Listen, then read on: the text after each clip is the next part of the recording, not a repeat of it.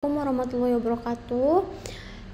Perkenalkan, nama saya Humairani Putri dengan NPM 21082600044. Di sini saya membawakan blok basic endokrin. Saya membawakan materi mengenai metabolisme dari protein. Sebelum saya menjelaskan bagaimana metabolisme dari protein, saya akan menjelaskan apa itu protein. Protein adalah struktur biopolimer yang terdiri dari asam amino 20 di antara banyaknya ditemukan di dalam kimia biologi. Protein ini berfungsi sebagai pendukung struktural, katalis biokimia, hormon enzim, bahan penggunaan, dan inisiator kematian sel. Sel selanjutnya dapat didefinisikan berdasarkan 4 tingkatan strukturalnya. Yang pertama ada primer, sekunder, tersier, dan kuaterner. Untuk metabolisme protein sendiri itu ada melalui katabolisme. Untuk proses katabolisme sendiri itu pertama protein terdapat di dalam makanan kita akan dicerna di lambung, di usus menjadi asam amino. Nanti asam amino itu memiliki beberapa sumber. Yang pertama itu absorpsi melalui dinding usus, hasil penguraian protein dalam sel. Yang ketiga itu sintesis asam amino di dalam sel. Nanti asam amino akan diabsorpsi dan dibawa oleh darah ke hati.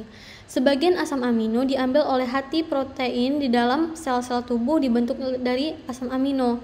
Lalu, bila ada kelebihan asam amino digunakan untuk biosintesis protein, maka kelebihan asam amino akan diubah menjadi asam keto yang dapat masuk ke dalam siklus asam sitrat atau diubah menjadi urea. Lalu untuk organ yang paling berperan itu adalah organ hati, dikarenakan terjadinya reaksi katabolisme maupun anabolisme itu yang ada di organ hati.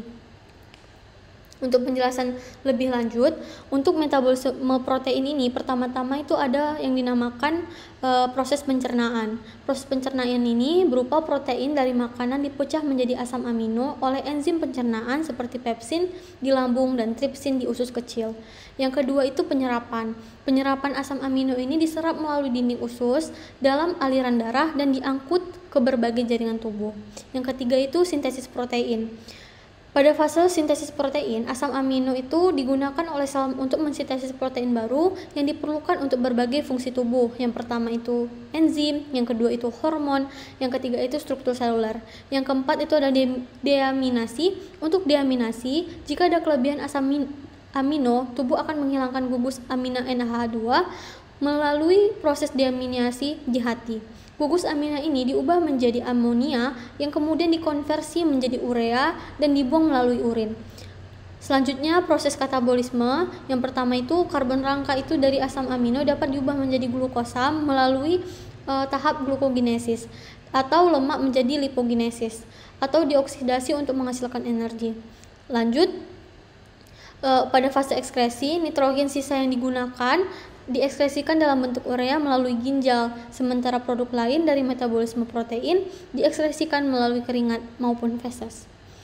Untuk fungsi protein sendiri itu ada beberapa. Yang pertama itu dia mendukung struktur dan dukungan, yang dimana protein ini berperan sebagai komponen struktural dalam tubuh seperti kolagen di kulit, keratin rambut dan kuku, serta aktin dan miosin di otot. Yang kedua itu berperan sebagai enzim. Protein bertindak sebagai enzim yang mempercepat reaksi kimia di dalam tubuh seperti dalam pencernaan makanan atau replikasi DNA.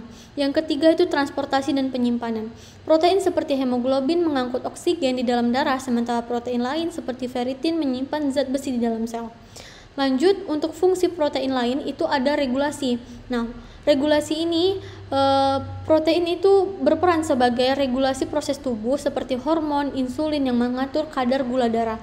Selanjutnya ada pertahanan. Untuk pertahanan, protein ini berperan dalam sintesis imun. Misalnya antibodi yang membantu melawan patogen.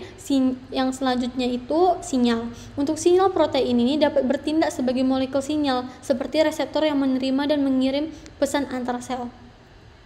Selanjutnya, untuk yang terakhir, fungsi protein bisa juga berperan sebagai kontraksi otot, yang dimana protein seperti aktin dan miosin memungkinkan kontraksi otot yang penting untuk gerakan tubuh. Mungkin itu saja yang dapat saya sampaikan dalam presentasi saya. Untuk referensi dan sebagai acuan saya untuk membuat mind map pada hari ini ada 3. Mungkin itu saja yang dapat saya sampaikan. Lebih dan kurang saya mohon maaf. Wabillahi taufiq wal hidayah. Assalamualaikum warahmatullahi wabarakatuh.